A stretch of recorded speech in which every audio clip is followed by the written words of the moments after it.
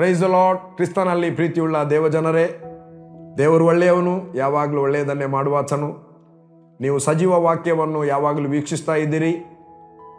ಈ ದಿನ ನಾವು ಸ್ವಲ್ಪ ಹೊತ್ತು ದೇವರ ವಾಕ್ಯವನ್ನು ಕೇಳಲಿಕ್ಕೆ ಹೋಗುವ, ನಾವು ಸ್ವಲ್ಪ ಧ್ಯಾನ ಮಾಡುವ. ದೇವರು ಒಳ್ಳೆಯವನು, ತನ್ನನ್ನು ಪ್ರೀತಿಸುವವರಿಗೆ ತನ್ನ ವಾಕ್ಯದ ಪ್ರಕಟಣೆಯನ್ನು ಕೊಡುವಾತನು. ದೇವರ ವಾಕ್ಯವು ಸಜೀವವಾದದ್ದು, ಇಬ್ಬಾಯಿ ಕತ್ತಿಗಿಂತಲೂ ಹದವಾದದ್ದು, ಕಾರ್ಯಸಾಧಕವಾದದ್ದು. ನೀವು ದೇವರ ವಾಕ್ಯವನ್ನು ನಂಬುವಾಗ ನಿಮ್ಮ ಜೀವಿತದಲ್ಲಿ ಅದ್ಭುತ ಕಾರ್ಯಗಳು, ಸೂಚಕಾರ್ಯಗಳು ಯಾವಾಗಲೂ ನಡೀತದೆ. Come on, let us pray. ನಾವು ಪ್ರಾರ್ಥನೆ ಮಾಡುವ. Thank you lord. ತಂದೆಯಾದ ದೇವರೇ, ನಿನ್ನ ಘನವುಳ್ಳ ನಾಮಕ್ಕೆ ನಾನು ಸ್ತೋತ್ರವನ್ನು ಸಲ್ಲಿಸುತ್ತೇನೆ. ಸ್ವಾಮಿ, ನೀನು ಒಳ್ಳೆಯವನು, ಒಳ್ಳೆಯದನ್ನೇ ಮಾಡುವಾತ. ನಿನ್ನ ಕೃಪೆಯು ಶಾಶ್ವತವಾದದ್ದು, ನಿನ್ನ ಪ್ರೀತಿಯು ಅಪಾರವಾದದ್ದು.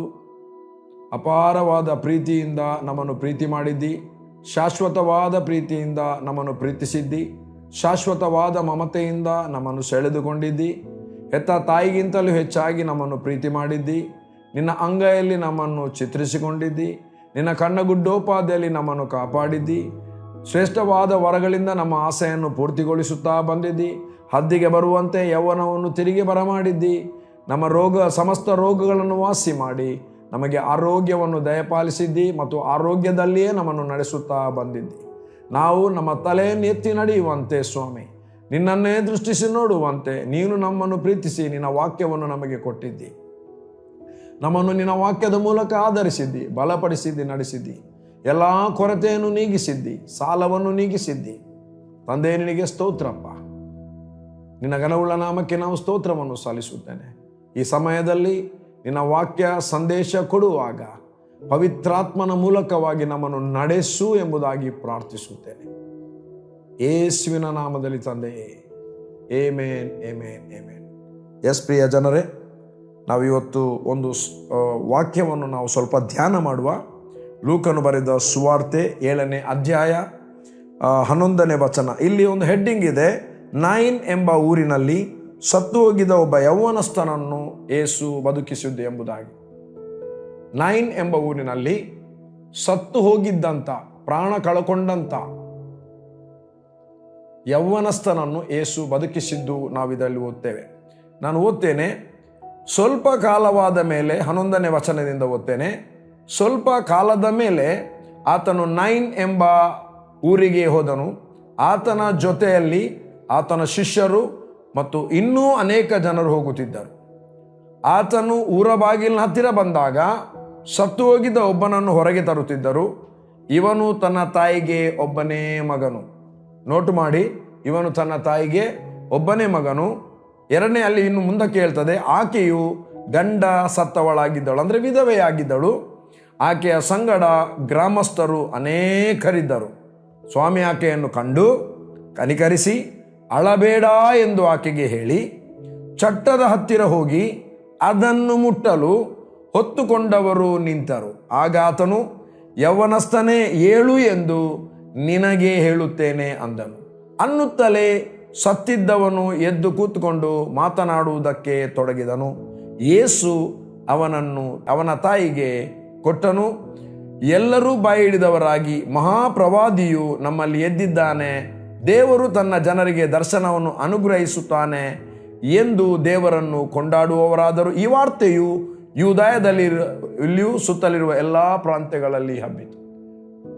ಪ್ರಿಯ ದೇವಜನರೇ, ಇಲ್ಲಿ ಮೊದಲು ನಾವು ನೋಡ್ತೇವೆ, ಯೇಸು ಹೋದದ್ದು 9 ಎಂಬ ಊರಿಗೆ.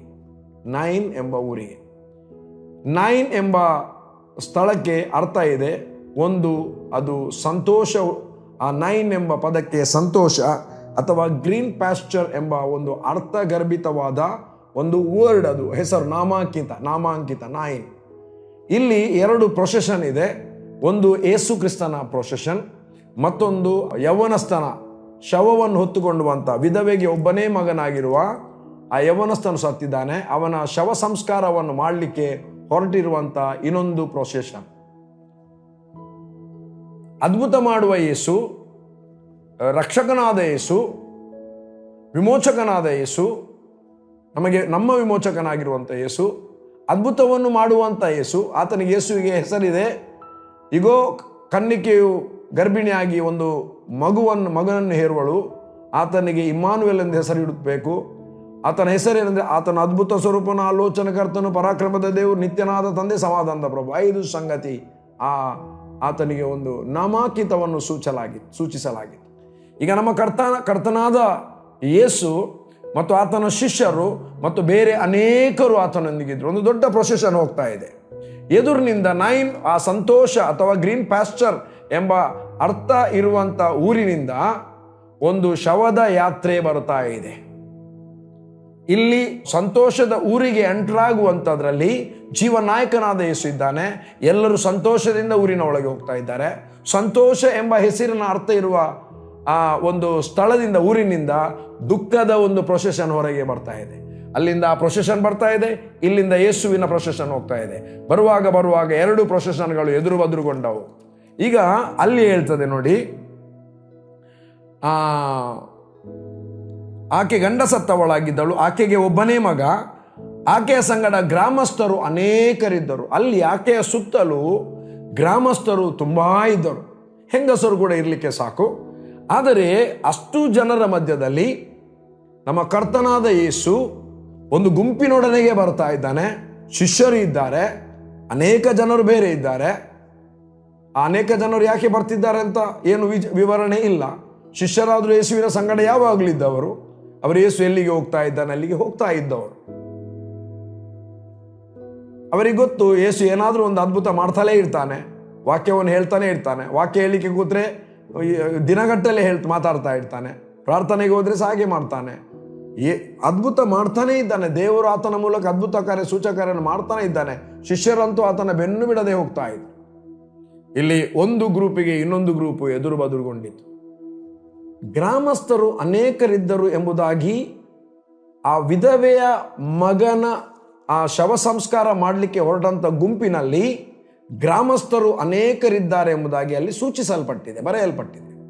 ಹಾಗಾದರೆ ಯೇಸು ಅಷ್ಟು ಮಂದಿಯ ಮಧ್ಯದಲ್ಲಿ ಗುರುತು ಹಿಡಿದ ಆ ಸತ್ತಿರುವ ಯವನಸ್ಥನ ತಾಯಿಯನ್ನು ಅರ್ಥ ಮಾಡಿಕೊಳ್ಳಿ. ಆಕೆಗೆ ಒಬ್ಬನೇ ಒಬ್ಬ ಮಗ ಇದ್ದದ್ದು. ಯವನಸ್ಥನು ಪ್ರಾಯ ಮುದುಕನಲ್ಲ. ಎರಡನೇದು ಈಕೆ ಗಂಡ ಸತ್ತಿದ್ದಾಳೆ. ಆಕೆ ವಿಧವೆ ಬೇರೆ ಇದ್ದ ಒಬ್ಬನೇ ಒಬ್ಬ ಮಗನನ್ನು ಕಳ್ಕೊಂಡಿದ್ದಾಳೆ. ಎಷ್ಟು ದುಃಖ ಆಗಿರಬಹುದು, ಎಷ್ಟು ದುಃಖ ಆಗಿರಬಹುದು. ಬೈಬಲ್ ಹೇಳ್ತದೆ, ಸ್ವಾಮಿಯು 13ನೇ ವಚನ, ಸ್ವಾಮಿಯು ಆಕೆಯನ್ನು ಕಂಡು. ಮೊದಲನೇ ವರ್ಡಲ್ಲಿ ಶಬ್ದ ಕಂಡು ಅಂದ್ರೆ ನೋಡಿ, ಅಂದ್ರೆ ಕರ್ತನ ದೃಷ್ಟಿ ಆತನ ಮೇಲೆ ಬಿತ್ತು, ಆಕೆಯ ಮೇಲೆ ಬಿತ್ತು. ಯಾರ ಮೇಲೆ? ವಿಧವೆಯ ಮೇಲೆ ಆತನ ದೃಷ್ಟಿ ಆಕೆಯ ಮೇಲೆ ಬಿತ್ತು. ಬೈಬಲ್ನಲ್ಲಿ ಎಲ್ಲೆಲ್ಲ ಕರ್ತನ ದೃಷ್ಟಿ ಬಿದ್ದಿದೆ ಅವರ ಜೀವಿತವೇ ಬದಲಾಯಿತು. ಕುಳ್ಳ ಜಕ್ಕಾಯ ಮರದ ಮೇಲೆ ಇದ್ದ, ಯೇಸುವನ್ನು ನೋಡಬೇಕೆ ಹಂಬಲ ಇತ್ತು. ಅವನು ಸುಂಕದವನು, ಒಳ್ಳೆ ಹಣದವನು, ಹಣಕಾಸಿನವರು, ಶ್ರೀಮಂತರು ಯಾರು ಮರ ಹತ್ತಿ ಅನುಭವ ಇಲ್ಲ. ಆದರೆ ಯೇಸುವನ್ನು ನೋಡ್ಲಿಕ್ಕಾಗಿ ಎಷ್ಟು ಶ್ರಮ ಪಟ್ಟಿದ್ದಾನಂದ್ರೆ, ಮೆಟ್ಟನ್ನು ಕೆಳಗಿಟ್ಟ, ತಟತಟನೆ ಮರ ಹತ್ತಿ, ಕಷ್ಟಪಟ್ಟು ಮರ ಹತ್ತಿ ಯೇಸುವನ್ನು ನೋಡಬೇಕೆಂಬುದಾಗಿ ಬಯಸಿದ. ಅಷ್ಟು 1000 ಜನರ ಮಧ್ಯದಲ್ಲಿ ಯೇಸುವಿನ ದೃಷ್ಟಿ ಜಕ್ಕಾಯನ ಮೇಲೆ ಬಿತ್ತು. ಯಾವಾಗ ಯೇಸು ಜಕ್ಕಾಯನು ಕಂಡನೋ, ಆ ಮರದ ಅಷ್ಟು ಜನರನ್ನು ಬಿಟ್ಟು ಸೀದಾ ಮರದ ಹತ್ರ ಬಂದ. ಜಕ್ಕಾಯನೇ ತಾಟನೆ ಇಳಿದು ಬಾ ಅಂತ ಹೇಳಿದ. ಆ ಮನೆಗೆ ರಕ್ಷಣೆ ಆಯಿತು. ಜಕ್ಕಾಯನ ಮನೆಯಲ್ಲಿ ಊಟ ಮಾಡಿದ. ಜಕ್ಕಾಯ ರಿಪೆಂಟ್ ಆದ. ಎಲ್ಲ ಸಂಗತಿ, ಜಕ್ಕಾಯನ ಜೀವಿತ ಯೇಸು ಸ್ವಾಮಿಯ ದೃಷ್ಟಿ ಬಿದ್ದ ಕ್ಷಣ ಮಾತ್ರದಲ್ಲಿ ಬದಲಾಯಿತು. ಒಬ್ಬ ಶಿಷ್ಯ ನತಾನಿಯೇಲ್, ಬಾರ್ತಲೋಮಾಯ ಅಂತ ಇನ್ನೊಂದು ಹೆಸರಾತನಿಗೆ. ನತಾನಿಯೇಲ್ ಅಲ್ಲಿ ನಿಂತಿದ್ದ. ಅಲ್ಲಿ ಫಿಲಿಪ್ ಹೋಗಿ ಮಾತನಾಡ್ತಾನೆ ಯೇಸುವಿನ ಬಗ್ಗೆ. ಆತನು ಕೇಳ್ತಾನೆ, ಒಳ್ಳೆಯದು ನಜರೇತಿನಿಂದ ಯಾವುದಾದ್ರೂ ಒಳ್ಳೆಯ ಬರ್ತದೆ ಅಂತ. ಯೇಸು ಬಂದ. ಈತನು ಕಪಟವಿಲ್ಲದವನು, ಈತ ನಿಜವಾದ ಇಸ್ರೇಲ್ ಅಂತ ಹೇಳುವಾಗ ಸ್ವಾಮಿ ಅಂತ ಕರೀತಾನೆ. ಆಗ ಗೊತ್ತಾಯಿತು ಈತನ ಯೇಸು ಹೌದು ಎಂಬುದಾಗಿ. ಇಮಿಡಿಯೇಟ್ಲಿ ಯೇಸುವಿನ ದೃಷ್ಟಿ ಅಷ್ಟು ಜನರ ಮಧ್ಯದಲ್ಲಿ ನತಾನಿಯಲ್ನ ಮೇಲೆ ಬಿತ್ತು. ನತಾನಿಯನಿಗೆ ಹೇಳ್ತಾನೆ, ಈತನು ನಿಜವಾದ ಇಸ್ರಾಯೇಲನು ಅಂದರೆ ಕಪಟ ಇಲ್ಲದವನೆಂಬುದಾಗಿ ಹೇಳಿದ. ಸ್ವಾಮಿ, ನೀನು ಯಾವಾಗ ನೋಡಿದಿ? ನೀನು ಆ ಮರದ ಕೆಳಗೆ ನಿಂತಿರುವಾಗಲೇ ನನ್ನ ಕಣ್ಣುಗಳು ನಿನ್ನನ್ನು ನೋಡಿದವು. ಇವತ್ತು ಬಹಳ ಪ್ರಾಮುಖ್ಯ, ಯೇಸುವಿನ ಕಣ್ಣುಗಳು ನಮ್ಮನ್ನು ನೋಡುವಂಥದ್ದು. ಪ್ರಿಯರೇ, ಯೇಸುವಿನ ಕಣ್ಣುಗಳು ನನ್ನನ್ನು, ನಿಮ್ಮನ್ನು, ಎಲ್ಲರನ್ನೂ ನೋಡ್ತಾ ಇದೆ. ಇಲ್ಲಿ ಯೇಸುವಿನ ಕಣ್ಣು ಆ ವಿಧವೆಯ ಮೇಲೆ ಬಿತ್ತು. ಯೇಸು ನೋಡುವಾಗ ಅಲ್ಲಿರುವ ಎಲ್ಲ ಜನರು ಕೂಗ್ತಾ ಇರಬಹುದು, ಅಳ್ತಾ ಇರಬಹುದು. ಎಲ್ಲರಿಗಿಂತ ಹೆಚ್ಚು ದುಃಖ ತೃಪ್ತಳಾಗಿದ್ದದ್ದು ಆ ವಿಧವೆ, ಆ ಸತ್ತು ಹೋಗಿದ್ದ ಯೌವನಸ್ಥನ ತಾಯಿ. ಆಕೆಯನ್ನು ಗುರುತು ಹಿಡ್ದ. ಆಕೆಯ ಮೇಲೆ ಯೇಸುವಿನ ದೃಷ್ಟಿ. ಯೇಸು ನೋಡಿದ, ಅದಕ್ಕೆ ಬರೆದ ಯೇಸು ಆಕೆಯನ್ನು ಕಂಡು ನೋಡಿದ ಮೇಲೆ ಸುಮ್ಮನೆ ಇರಲಿಲ್ಲ. ಇಲ್ಲಿ ಅನೇಕರು ನೋಡ್ತಾರೆ, ಸುಮ್ಮನಿದ್ದು ಹೋಗ್ತಾರೆ. ನೋಡ್ತಾರೆ, ಏನು ಹೇಳುವುದಿಲ್ಲ. ನೋಡ್ತಾರೆ, ಅವರವರಷ್ಟಕ್ಕೆ ಮೌನ ಆಗ್ತಾರೆ. ಯಾವ ರಿಫ್ಲೆಕ್ಷನ್ ಇಲ್ಲ, ಯಾವ ಒಂದು ಮೂಮೆಂಟ್ ಇಲ್ಲ. ನೋಡ್ತಾರೆ, ಬಿಡ್ತಾರೆ. ಬಟ್ ಯೇಸು ಹಾಗೆ ಮಾಡಲಿಲ್ಲ. ನಮ್ಮ ಕರ್ತನಾದ ಯೇಸು ಎಂಥ ಪ್ರೀತಿ ಉಳ್ಳವನು, ಎಂಥ ಕನಿಕರ ಉಳ್ಳವನು. ಆತನ ಕನಿಕರ ಬೈಬಲ್ ಹೇಳ್ತದೆ. ಓಹೋ, ಆತನ ಕನಿಕರವನ್ನು 12ನೇ ಅಧ್ಯಾಯ 1ನೇ ವಚನ, ರೋಮಾಪುರದವರೆಗೆ ಬರೆದ ಪತ್ರಿಕೆ. ಆತನ ಕನಿಕರವನ್ನು ನಿಮ್ಮ ನೆನಪಿಗೆ ತಂದುಕೊಂಡು ನಾನು ನಿಮಗೆ ಏನು ಹೇಳುವುದೆಂದರೆ, ನೀವು ನಿಮ್ಮ ದೇಹಗಳನ್ನು ದೇವರಿಗೆ ಮೀಸಲಾಗಿಯೂ ಸಜೀವವಾದ ಯಜ್ಞವಾಗಿ ಸಮರ್ಪಿಸಿರಿ. ಇದುವೇ ವಿವೇಕಪೂರ್ವವಾದ ಆರಾಧನೆ. What a wonderful word.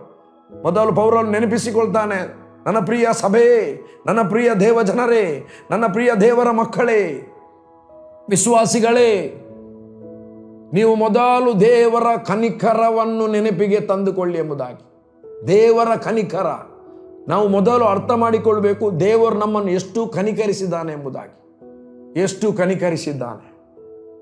ದೇವರ ಕನಿಕರ ಎಂಥದ್ದು? ಕನಿಕರ ಎಷ್ಟು ಕನಿಕರ ಅಂದರೆ, ದೇವರು ನಮಗೋಸ್ಕರ ಆತನ ಒಬ್ಬನೇ ಮಗನನ್ನು ಸಮರ್ಪಿಸುವುದಕ್ಕೆ ಹಿಂದೆ ತೆಗೀಲೇ ಇಲ್ಲ. ನಮ್ಮ ಪಾಪ ಪರಿಹಾರ ನಿಶ್ಚಯತ್ವವನ್ನು ಹೊಂದುವುದಕ್ಕೋಸ್ಕರ, ಅಂಧಕಾರದ ದೊರೆತನದಿಂದ ನಮ್ಮನ್ನು ಪೂರ್ಣವಾಗಿ ಬಿಡುಗಡೆ ಮಾಡುವುದಕ್ಕೋಸ್ಕರ, ದೇವಕುಮಾರನ ರಾಜ್ಯದಲ್ಲಿ ನಮ್ಮನ್ನು ಸಂಪೂರ್ಣವಾಗಿ ಸೇರಿಸುವುದಕ್ಕೋಸ್ಕರ ದೇವರು ನಮ್ಮನ್ನು ಕನಿಕರಿಸಿ, ನಮ್ಮನ್ನು ಕಂಡು ನಮ್ಮನ್ನು ಕನಿಕರಿಸಿ ತನ್ನ ಒಬ್ಬ ಮಗನನ್ನು ಕೊಟ್ಟಿದ್ದಾನೆ. ಒಬ್ಬ ಮಗನಾದ ಯೇಸುವನ್ನು ಕೊಟ್ಟಿದ್ದಾನೆ. ಇಲ್ಲಿ ಕೂಡ ಆಕೆಯನ್ನು ಕಂಡು ಕನಿಕರಿಸಿದ ಕೂಡಲೇ ಅಲ್ಲಿಗೆ ಕನಿಕರಿಸಿದ, ಆಯ್ತಮ್ಮ, ದೇವರು ನಿನ್ನ ಸಂಗಡ ಇದ್ದಾನೆ, ನೀನು ಹೋಗಿ ಆತನನ್ನು ಹೂತು ಬಾ ಎಂಬುದಾಗಿ ಕಾಂಡೋಲೆನ್ಸ್ ಕೊಡಲಿಲ್ಲ. ಆಕೆಗೆ ಕನಿಕರದ ಮಾತುಗಳನ್ನು ಹೇಳಿಲ್ಲ. ಒಂದು ಮಾತು ಹೇಳಿದ, ಅಳಬೇಡ. ಫಸ್ಟ್ ವರ್ಡ್, ಆಕೆ ಹತ್ತಿರ ಬಂದು ಹೇಳಿದಂಥ ಫಸ್ಟ್ ವರ್ಡ್ ಅಳಬೇಡ. ನೋಡಿ, ಈ ಹೆಂಗಸರಲ್ಲಿ ಸಾಮಾನ್ಯವಾಗಿ ಈಗಿನ ಕಾಲದಲ್ಲಿ ಯಾರು ಅಳುವುದಿಲ್ಲ. ಹಿಂದಿನ ಕಾಲದಲ್ಲಿ ಮದುವೆ ಆಗ್ತದೆ, ಮದುವೆಯಾಗಿ ಒಪ್ಪಿಸಿಕೊಡುವಂಥದ್ದೊಂದಿದೆ.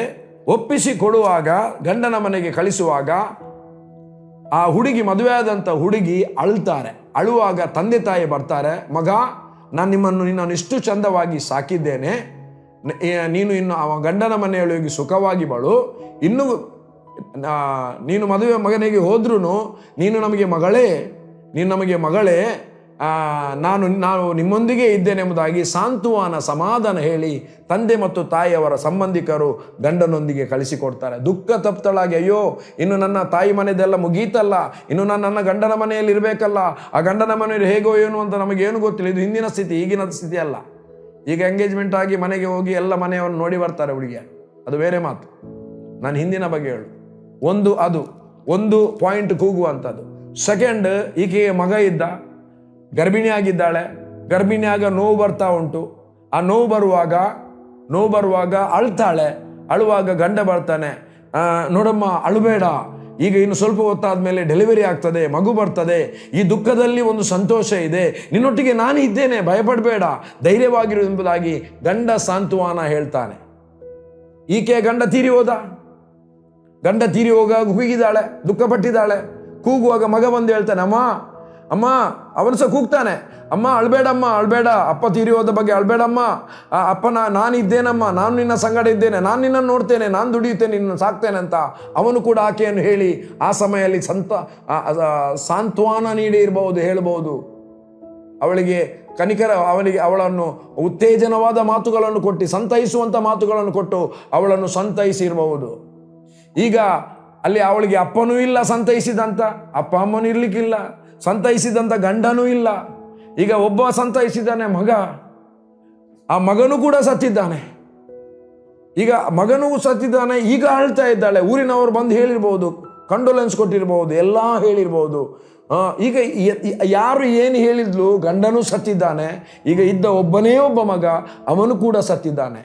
ಈಗ ಇವಳು ಗತಿ ಇಲ್ಲದವಳಾಗಿ, ಅಲ್ಲಿ ಅಂದರೆ ಗತಿ ಇಲ್ಲದವರ ಥರದಾಗಿ, ಯಾರೂ ಇಲ್ಲದವರಾಗಿ ಒಬ್ಬಂಟಿಗಳಾಗಿ ಆ ಗುಂಪಿನಲ್ಲಿ ಮಗನ ಶವ ಸಂಸ್ಕಾರ ಮಾಡಲಿಕ್ಕೆ ಹೋಗ್ತಾ ಇದ್ದಾಳೆ. ಆಗ ಎದುರಿನಿಂದ ಒಬ್ಬನು ಬರ್ತಿದ್ದಾನೆ. ಅನೇಕ ಮಂದಿ ಸಾಂತ್ವನ ಹೇಳಿದ್ದಾರೆ, ಅನೇಕ ಮಂದಿ ಅವಳನ್ನು ಸಂತೈಸಲಿಕ್ಕೆ ಬಂದಿದ್ದಾರೆ. ಅಳಬೇಡ ಅಂತ ತುಂಬ ಮಂದಿ ಆ ದಿವಸ ಹೇಳಿರ್ಬೋದು, ಅಳಬೇಡ ಅಳಬೇಡ ಅಳಬೇಡ ಅಳಬೇಡ ಅಂತ. ಯಾರು ಅಳಬೇಡ ಹೇಳಿದ್ರು ಅವಳ ಅಳುವು ನಿಲ್ಲಿಲ್ಲ. ಅವಳು ಸ್ಟಿಲ್ ಅಳ್ತಾ ಇದ್ದಾರೆ. ಎಲ್ಲಿ ತನಕ ಅಳ್ತಾ ಇದ್ದಾರೆ? ಯೇಸು ಸ್ವಾಮಿ ಆಕೆಯನ್ನು ನೋಡುವ ತನಕ. ಅವಳ ಅಳುವನ್ನು ನೋಡಿ ಯೇಸು ಸ್ವಾಮಿ ಆಕೆಯ ಮೇಲೆ ಕನಿಕರ ಪಟ್ಟ, ಬಂದ, ಅಳುಬೇಡ ಅಂತ ಹೇಳಿದ. ಅವರೆಲ್ಲರೂ ಅಳಬೇಡ ಅಂತ ಎಲ್ಲ ಪಿರಿಯಡ್ನಲ್ಲಿ ಹೇಳಿರ್ಬೋದು, ಎಲ್ಲ ಸಂದರ್ಭದಲ್ಲಿ ಹೇಳ್ಬೋದು. ಸ್ವಲ್ಪ ಸಮಯಕ್ಕೆ ಅವಳ ಅಳು ಹೋಗಿರ್ಬೋದು. ಈಗ ಒಂದು ಭಾರಿ ಒಂದು ಗಾಢವಾದ ನೋವು, ತನ್ನ ಒಬ್ಬನೇ ಒಬ್ಬ ಮಗ ಯವನಸ್ಥ, ಅವನನ್ನೇ ಆಕೆ ಕಳ್ಕೊಂಡಿದ್ದಾಳೆ. ಪ್ರಿಯರೇ, ಆಲೋಚನೆ ಮಾಡಿ, ವಿಧವೆ ಬೇರೆ, ಯಾರೂ ಇಲ್ಲ. ಇದು ಇಸ್ರಾಯೇಲ್ನಲ್ಲಿ ನಡೆದಂತಹ ಸಂಗತಿ. ಗಂಡನನ್ನು ಕಳ್ಕೊಂಡಿದ್ದಾಳೆ, ಇದ್ದ ಒಬ್ಬನೇ ಒಬ್ಬ ಮಗನನ್ನು ಕಳೆದ, ಒಬ್ಬಂಟಿಗಳಾಗಿದ್ದಾಳೆ. ಅಷ್ಟು ಮಂದಿ ಇರ್ಬೋದು, ಅವರೆಲ್ಲ ಅವರವರ ಮನೆಗೆ ಹೋಗ್ತಾರೆ, ಇವಳ ಮನೆಗೆ ಬರುವುದಿಲ್ಲ. ಇವಳಿಗೆ ಯಾರು ಹೆಲ್ಪ್ ಮಾಡ್ತಾರೆ ಇಲ್ವೋ ಗೊತ್ತಿಲ್ಲ. ಆದರೆ ಒಬ್ಬನು ಬಂದಿದ್ದಾನೆ, ಅದು ಬೇರೆ ಯಾರಲ್ಲ, ಓ ಲೋಕರಕ್ಷಕನು, ನಮ್ಮ ಕರ್ತನು, ಸೇನಾಧೀಶ್ವರನಾಗಿರುವ ಯೇಸುವು, ನಮ್ಮ ರಕ್ಷಕನು, ನಮ್ಮ ವಿಮೋಚಕನು, ನಮ್ಮ ಬಂಡೆ, ನಮ್ಮ ಕೋಟೆ ಆಗಿರುವಂತ, ನಮಗೋಸ್ಕರ ಶಿಲುಬೆಯಲ್ಲಿ ಸತ್ತು ಹೂಣಲ್ಪಟ್ಟಂತ. ಆಗ ಯೇಸು ಶಿಲುಬೆಗೆ ಹೋಗ್ಲಿಲ್ಲ. ಯೇಸು, ಅದ್ಭುತ ಮಾಡುವ ಯೇಸು, ಅದ್ಭುತ ಸ್ವರೂಪನು, ಆಲೋಚನೆ ಕರ್ತನು, ಪರಾಕ್ರಮದ ದೇವರು, ನಿತ್ಯನಾದ ತಂದೆ, ಸಮಾಧಾನದ ಪ್ರಭುವಾಗಿರುವ ಯೇಸು ಅಲ್ಲಿ ಅವಳ ಮುಂದೆ ಬಂದು ನಿಂತು ಮಾತನಾಡ್ತಾ ಇದ್ದಾನೆ, ಹೇಳ್ತಾ ಇದ್ದಾನೆ, ಅಳುಬೇಡ ಅಳುಬೇಡ. ಅದನ್ನು ಕೇಳಿದ ಆಕೆ ಯೇಸುವಿನ ಮುಖ ನೋಡಿರುವಳು, ಅಳುಬೇಡ ಎಂದು ಆಕೆಗೆ ಹೇಳಿ. ನೋಡಿ ಮುಂದೆ ಹೇಳ್ತದೆ, ಆತನು ಹೇಳಿ ಅಳುಬೇಡ ಅಂತೇಳಿ ಚಟ್ಟದ ಹತ್ತಿರ ಹೋಗಿ ಆ ಚಟ್ಟವನ್ನು ಮುಟ್ಟಿದ. ಒಂದು ನೆನಪಿಟ್ಟುಕೊಳ್ಳಿ, ಯಾಜಕರು ಯಾವಾಗಲೂ ಸೇವೆ ಮಾಡಲಿಕ್ಕೆ ಹೋಗುವಾಗ ಹೆಣವನ್ನು ನೋಡಿದರೆ ಹೆಣಕ್ಕೆ ಓರೆಮುಖ ಆಗಿ ಹೋಗ್ತಾರೆ. ಹೆಣವನ್ನು ಅವರು ನೋಡುವುದಿಲ್ಲ, ಮುಟ್ಟುವುದಿಲ್ಲ. ಸೇವೆ ಮುಗಿಸಿ ಹಿಂದೆ ಬಂದಾಗ ಹೆಣವನ್ನು ಅವರು ಮುಟ್ತಾರೆ. ಬಟ್ ಇಲ್ಲಿ ಯೇಸು ಸೇವೆಗೋಸ್ಕರ ಹೋಗುವುದು, ಸೇವೆ ಮಾಡಲಿಕ್ಕೆ ಹೋಗುವಾಗ ಹೆಣದ ಚಟ್ಟ ಇದೆ, ಹೆಣ ಇದೆ, ಯವನಸ್ಥನ ಹೆಣ. ಅವನು ಚಟ್ಟವನ್ನು ಮುಟ್ಟಿದ. ಯಾಕೆ? ನಂತರ ಏನು ಮಾಡ್ತೇನೆ ಅಂತ ಯೇಸುವಿಗೆ ಗೊತ್ತುಂಟು. ಅವನು ಚಟ್ಟವನ್ನು ಮುಟ್ಟಿದ್ರೂ ಆ ಯವನಸ್ಥನು ಜೀವ ಹೊಂದುತ್ತಾನೆ. ಹಾಗಾದರೆ ಹೆಣವನ್ನು ಮುಟ್ಟಿದಾಗಿಲ್ಲಲ್ಲ, ಅದು ಗೊತ್ತುಂಟು. ಯೇಸು ಆಕೆಯನ್ನು ಅಳಬೇಡ ಅಂತ ಹೇಳಿ ಎಲ್ಲರೂ ಹೇಳಿದ ಸಾಂತ್ವನದಾಗಿ ಯೇಸು ಹೇಳಿಲ್ಲ. ಯೇಸು ತಾನು ಮುಂದೆ ಏನು ಮಾಡ್ತೇನೆ ಎಂಬುದಾಗಿ ಗೊತ್ತಿದ್ದವನಾಗಿ ಹೋದ. ಶವದ ಚಟ್ಟವನ್ನು ಮುಟ್ಟಿದ. ಆಗ ಆ ಶವದ ಚಟ್ಟವನ್ನು ಶವವನ್ನು ಹೊತ್ತುಕೊಂಡವರು ನಿಂತರು ಎಂಬುದಾಗಿ ಹೇಳ್ತದೆ. ಈಗ ಹೇಳ್ತಾನೆ, ಯೌವನಸ್ಥನೇ ಏಳು ಎಂಬುದಾಗಿ ನಿನಗೆ ಹೇಳುತ್ತಾ ಇದ್ದೇನೆ. ಈಗ ಶವಕ್ಕೆ ಅಲ್ಲ, ಡೆಡ್ ಬಾಡಿ ಯು ರೈಸ್ ಅಂತ ಹೇಳಲಿಲ್ಲ. ಯೌವನಸ್ಥನೇ ನೀನು ಏಳು ಎಂಬುದಾಗಿ ನಿನಗೆ ಹೇಳುತ್ತೇನೆ. ನೋಡಿ, ಯೇಸು ಲಾಜರಸ್ನ ಗೋರಿ ಹತ್ರ ಬಂದ, ಏಳು ಅಂತ ಖಾಲಿ ಹೇಳಲಿಲ್ಲ. ಲಾಜರಸ್ ಕಂಫೋರ್ಟ್, ಲಾಜರಸ್ ಏಳು ಎಂಬುದಾಗಿ ಹೇಳಿದ. ಅಲ್ಲಿ ತುಂಬ ಗೋರಿಗಳಿದ್ದವು. ಒಂದು ವೇಳೆ ಡೆಡ್ ಬಾಡಿ ಯು ರೈಸ್ ಅಂತ ಹೇಳ್ತಿದ್ರೆ ಅಲ್ಲಿದ್ದ ಎಲ್ಲ ಶವಗಳು ಗೋರಿಯಲ್ಲಿದ್ದ ಎದ್ದು ಬರ್ತಿತ್ತು. ಆ ದಿನ ಯೇಸುವಿಗೆ ಬೇಕಿದ್ದದು ಮಾರ್ತ ಮತ್ತು ಮರಿಯಳ ತಮ್ಮನಾದ ಲಾಜರಸ್. 4 ದಿನಗಳ ನಂತರ ಸತ್ತಿರುವ ಶವಕ್ಕೆ ಜೀವ ಕೊಡುವಂತ ಶಕ್ತಿ ಯೇಸುವಿನಲ್ಲಿತ್ತು. ಆತನು ಲೋಕರಕ್ಷಕನು, ಅದ್ಭುತ ಸ್ವರೂಪನು, ಆತನು ಕರ್ತನಾದ ಯೇಸು. ಆತನಲ್ಲಿ ಇತ್ತು. 4 ದಿವಸದ ನಂತರ ಕೊಳೆತ ಶವಕ್ಕೆ ಜೀವ ಕೊಡುವ ಶಕ್ತಿ ಯೇಸುವಿನಲ್ಲಿದ್ದರೆ, ಬೈಬಲ್ ಹೇಳ್ತದೆ 10ನೇ ಅಧ್ಯಾಯ 38ನೇ ವಚನ, ಅಪೊಸ್ತಲ ಕೃತ್ಯದಲ್ಲಿ, ದೇವರು ನಜರೇತಿನ ಯೇಸುವನ್ನು ಆತ್ಮದಿಂದಲೂ ಬಲದಿಂದಲೂ ಅಭಿಷೇಕಿಸಿದನು. ದೇವರು ಆತನ ಸಂಗಡ ಇದ್ದದರಿಂದ ಆತನು ಜನರಿಗೆ ಉಪಕಾರಗಳನ್ನು ಮಾಡುತ್ತಾ, ರೋಗ ಸ್ವಸ್ಥತೆಯನ್ನು ಮಾಡುತ್ತಾ, ಅದ್ಭುತಗಳನ್ನು ಮಾಡುತ್ತಾ ಸಂಚರಿಸಿದನು ಎಂಬುದಾಗಿ. ಓ ನನ್ನ ಪ್ರಿಯರೇ, ಯೇಸುವನ್ನು ಅಭಿಷೇಕಿಸಿದ ನಮ್ಮ ತಂದೆಯಾದ ದೇವರ ಸಂದರ್ಭದಲ್ಲಿ ಇವತ್ತು ಅದೇ ಅಭಿಷೇಕ ಯೇಸು ತಂದೆಯಿಂದ ಕೇಳಿ ಪವಿತ್ರಾತ್ಮನು ನಮ್ಮ ಮೇಲೆ ಸುರಿಸಿದ್ದಾನೆ. ಬೆಂಕಿಯ ಅಭಿಷೇಕವನ್ನು ದೇವರು, ಯೋಹಾನನು ಹೇಳ್ತಾನೆ, ನಾನಾದರೂ ನಿಮಗೆ ನೀರಿನಿಂದ ಸ್ನಾನ ಮಾಡಿಸುತ್ತೇನೆ. 3ನೇ ಅಧ್ಯಾಯ 11ನೇ ವಚನ ಅಂತ ನೆನೆಸ್ತೇನೆ. ಯೋಹಾನನು ಬರೆದ ಸುವಾರ್ತೆ. ನಾನಾದರೂ ನಿಮಗೆ ದ ಮ್ಯಾಥ್ಯೂ ಒಂದು ನಿಮಿಷ ನಾನು ಓದ್ತೇನೆ, ಓದಿ ಹೇಳ್ತೇನೆ. ನಾನಾದರೂ ನಿಮಗೆ ನೀರಿನಿಂದ ದೀಕ್ಷಾಸ್ನಾನ ಮಾಡಿಸ್ತೇನೆ, ನನ್ನ ಹಿಂದೆ ಬರುವವನು ನನಗಿಂತಲೂ ಶಕ್ತನು, ಆತನು ನಿಮ್ಮನ್ನು ಯಾವುದರಿಂದ ಮಾಡ್ತಾನೆ? ಬೆಂಕಿಯಿಂದಲೂ. 11ನೇ ವಚನ, ನಾನು ನಿಮ್ಮ ಮನಸ್ಸು ತಿರುಗಿಕೊಳ್ಳಬೇಕೆಂಬುದಕ್ಕೆ ನಿಮಗೆ ನೀರಿನಲ್ಲಿ ಸ್ನಾನ ಮಾಡಿಸ್ತೇನೆ, ಆದರೆ ನನ್ನ ಹಿಂದೆ ಬರುವವನು ನನಗಿಂತ ಶಕ್ತನು, ಆತನ ಕೆರಗಳನ್ನು ಹೊರಲಿಕ್ಕೂ ನಾನು ಯೋಗ್ಯನಲ್ಲ. ಆತನು ಪವಿತ್ರಾತ್ಮನೆಯಲ್ಲಿಯೂ ಬೆಂಕಿಯಲ್ಲೂ ನಿಮಗೆ ಸ್ನಾನ ಮಾಡಿಸಿದ. ಏಸು ಮಾಡಿಸಿದ. ಇಲ್ಲಿ ಏಸು ಆ ಶವದ ಚಟ್ಟವನ್ನು ಮುಟ್ಟಿದ. ಯೌವನಸ್ಥನೇ ಏಳು ಎಂಬುದಾಗಿ ನಿನಗೆ ಅನ್ನುತ್ತೇನೆ. ಲಾಜರಸನ್ನು ಕರೆದ, ಲಾಜರಸ್ ಬಂದ.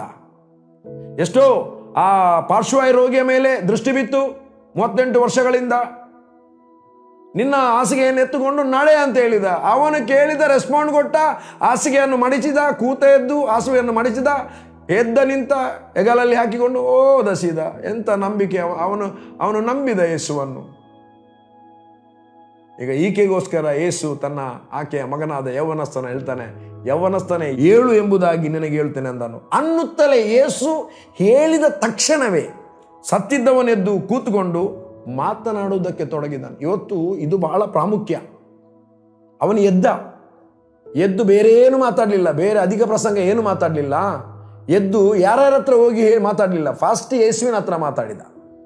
ಯಾರು ಎಬ್ಬಿಸಿದನೋ ಅವನೊಟ್ಟಿಗೆ ಮಾತಾಡಿದ. ಇವತ್ತು ಅನೇಕರು ಆತ್ಮದಲ್ಲಿ ಸತ್ತಿದ್ದವರು ಎಬ್ಬಿಸಲ್ಪಟ್ಟಿದ್ದೀರಿ, ರಕ್ಷಣೆಯನ್ನು ಹೊಂದಿದ್ದೀರಿ, ಪವಿತ್ರಾತ್ಮನ ಸ್ಥಾನವನ್ನು ಹೊಂದಿದ್ದೀರಿ, ಪವಿತ್ರಾತ್ಮನ ದೀಕ್ಷಾಸ್ಥಾನ, ಆ ಬೆಂಕಿಯ ದೀಕ್ಷಾಸ್ಥಾನವನ್ನು ಹೊಂದಿಕೊಂಡಿದ್ದೀರಿ, ರಕ್ಷಣೆಯನ್ನು ಹೊಂದಿಕೊಂಡಿದ್ದೇವೆ. ರಕ್ಷಣೆಯನ್ನು ಹೊಂದಿದ ಮೇಲೆ ಆತ್ಮಿಕವಾಗಿ ಸತ್ತಿದ್ದ ನಾವು ಆತ್ಮಿಕವಾಗಿ ಜೀವ ಹೊಂದಿದ ಮೇಲೆ ನಾವು ಯಾರೊಟ್ಟಿಗೆ ಮಾತಾಡಬೇಕು?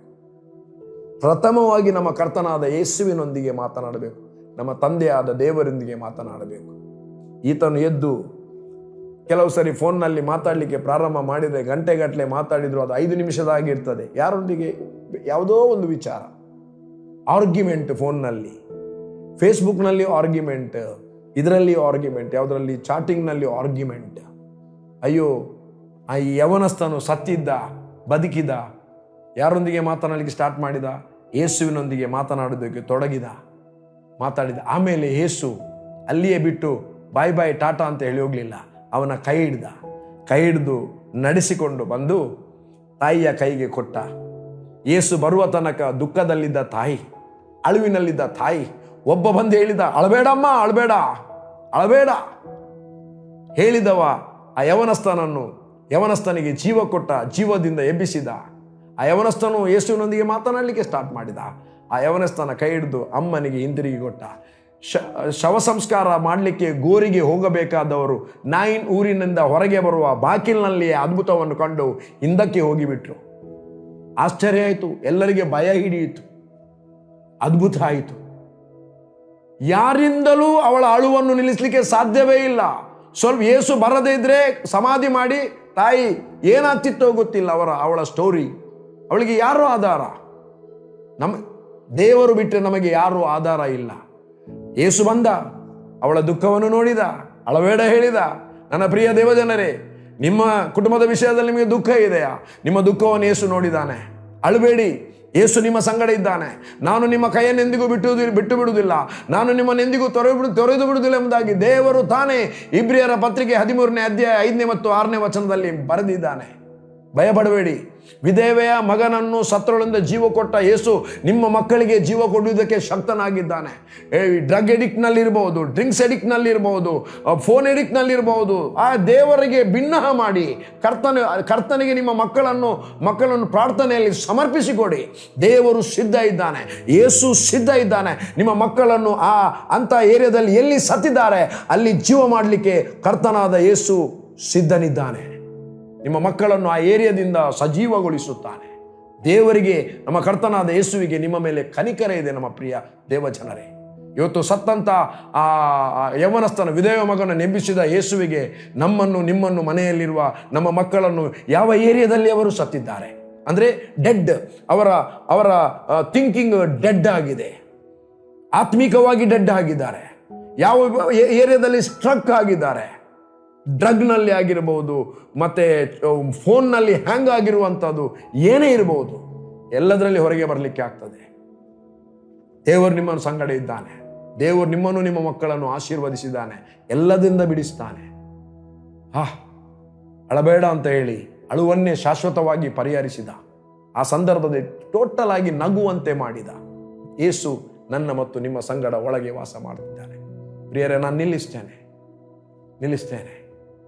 ಒಮ್ಮೆ ಆಲೋಚನೆ ಮಾಡಿ ನೋಡಿ ಈ ಒಂದು ವಾಕ್ಯ ಭಾಗವನ್ನು. ನಾನು ನೆನೆಸ್ತೇನೆ, ನಿಮಗೆ ಅರ್ಥ ಆಯಿತು ನಮ್ಮ ದೇವರ ಕನಿಕರ, ನಮ್ಮ ಯೇಸುವಿನ ಕನಿಕರ ಮತ್ತು ಪ್ರೀತಿ ಎಂಥದೆಂಬುದಾಗಿ. Come on, close your eyes. Thank you daddy. ತಂದೆ, ನಿಮ್ಮನ್ನು ಕೊಂಡಾಡುತ್ತೇನೆ ಸ್ವಾಮಿ. ಆ ವಿಧವೆ ಒಬ್ಬಳೇ ಇದ್ಲು, ಗಂಡ ಇಲ್ಲ, ಮಗನೂ ಸತ್ತಿದ್ದಾನೆ. ಆಕೆಯನ್ನು ಕನಿಕರಿಸಿ ಅಳಬೇಡ ಅಂತ ಹೇಳಿ ಆಕೆಯ ಮಗನನ್ನು ಜೀವದಿಂದ ಎಬ್ಬಿಸಿ ಆ ತಾಯಿಗೆ ನೀನು ಹಿಂತಿರುಗಿಸಿಕೊಟ್ಟಿ ಮಹಾನ್ ಕರ್ತನು ಸ್ವಾಮಿ. ನಮ್ಮ ಜೀವಿತದಲ್ಲಿ ಕೂಡ ಇಂಥ ಅನೇಕ ಸಂಗತಿಗಳನ್ನು ಮಾಡಿದ್ದಿ, ನಿನಗೆ ಸ್ತೋತ್ರ. ಯಾರ್ಯಾರು ಈ ನಿರೀಕ್ಷೆಯಲ್ಲಿದ್ದಾರೋ ಅವರ ನಿರೀಕ್ಷೆಗೆ ಆಧಾರ ನೀನೇ. ನೀನು ಕೂಡ ಅವರ ಜೀವಿತದಲ್ಲಿ ಅದ್ಭುತ ಮಾಡಲು ಶಕ್ತನಾಗಿದ್ದಿ. ಯೇಸು ಕ್ರಿಸ್ತನ ನಾಮದಲ್ಲಿ ಯಾರೆಲ್ಲ ವೀಕ್ಷಿಸ್ತಾರೋ ಅವರ ಕುಟುಂಬದಲ್ಲಿ, ಅವರ ಮಕ್ಕಳ ಜೀವಿತದಲ್ಲಿ, ಎಲ್ಲರ ಜೀವಿತದಲ್ಲಿ ಈ ಅದ್ಭುತ ಉಂಟಾಗಲೆಂಬುದಾಗಿ ನಾನು ಪ್ರಾರ್ಥಿಸ್ತೇನೆ, ಘೋಷಿಸ್ತೇನೆ ಯೇಸುವಿನ ನಾಮದಲ್ಲಿ ತಂದೆ. Amen, amen, amen.